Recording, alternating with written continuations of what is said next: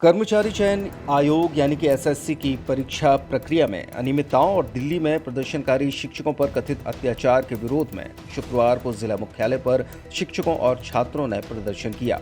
इस दौरान पन्ना रोड से रैली निकालकर कलेक्टर कार्यालय पहुंचे प्रदर्शनकारियों ने प्रधानमंत्री के नाम ज्ञापन सौंपा और नारेबाजी की।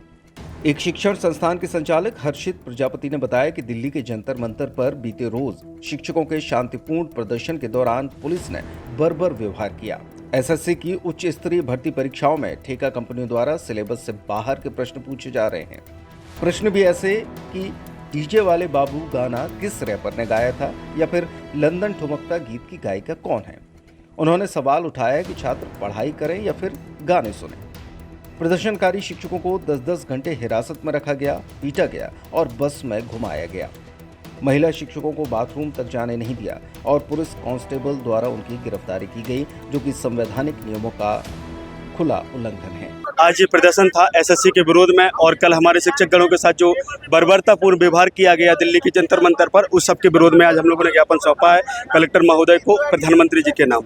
एसएससी के विरोध में कैसा है क्या? एसएससी की जैसे एक गरिमापूर्ण आयोग है और एसएससी के द्वारा बहुत ही उच्च स्तरीय अधिकारियों कर्मचारियों की नियुक्ति की जाती है, लेकिन एसएससी के द्वारा जो एग्जाम कराने का ठेका दे रखा है वो एडीक्वाई को दे रखा है और वो ऐसे प्रश्न पूछता है जिसका कोई एक स्तर ही नहीं है।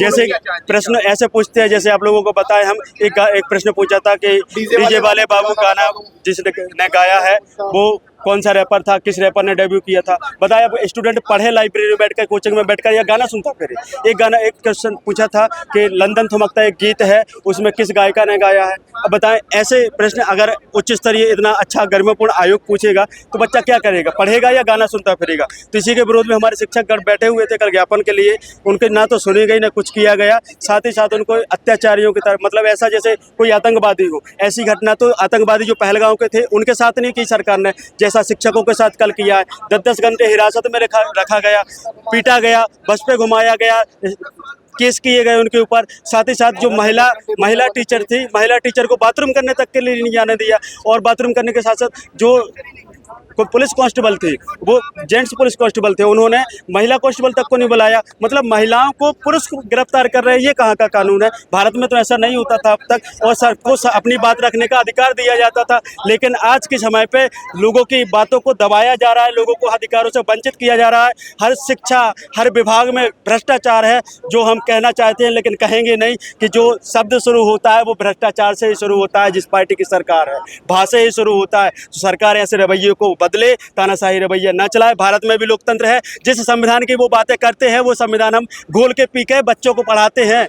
ऐसा संविधानों की बात करते, संविधान में ऐसा कहाँ? संविधान में लिखा हुआ है कि सबको बोलने की आज़ादी है, स्वतंत्रता है, विरोध प्रदर्शन करने का स्वतंत्रता, सबकी स्वतंत्रता है और वही लोग हम लोग कर रहे थे। लेकिन हमारे साथ कल शिक्षकों के साथ इतना बर्बरपूर्ण व्यवहार किया गया, जिसकी हम कठोर शब्दों में निंदा करते हैं। सरकार से कहते हैं कि चेत जाइए, अगर नहीं चेते तो अभी ये संख्या हजारों में है, लाखों में सड़कों पर कब संख्या आ जाएगी पता भी नहीं चलेगा। जब युवा बोला है तो सरकार को ये चेतावनी है कि ऐसी हरकतें ना करे कि युवा को बोलना पड़े। सरकार अपनी काम करे, छात्रों को भी काम करने दे और साथ ही उनको रोजगार उपलब्ध कराने का भी कार्य करे। ये सरकार का कार्य है। एसएससी छात्रा ज्योति यादव ने कहा कि प्रदर्शनकारियों के साथ अमानवीय व्यवहार किया गया और उन्हें बिना जानकारी के हिरासत में रखा गया और सिलेबस से हटकर फालतू प्रश्न पूछे जा रहे हैं। और एसएससी के स्टूडेंट हैं, एसएससी की तैयारी करते हैं और कल एसएससी के खिलाफ जो है हम लोग आवाज उठा रहे हैं, क्योंकि कल एसएससी जो टीचर्स थे वो एसएससी के खिलाफ प्रदर्शन कर रहे थे।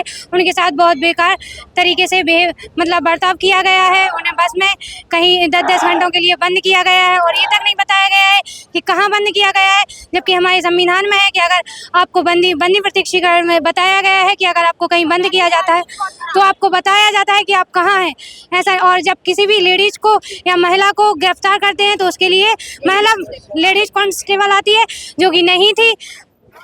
और एसएससी जो है ना ही उनके क्वेश्चनों का कुछ अच्छा मतलब है, फालतू के क्वेश्चन करते हैं, जैसे कि गानों सिलेबस को हटा के क्वेश्चन करते हैं, आउट ऑफ सिलेबस है।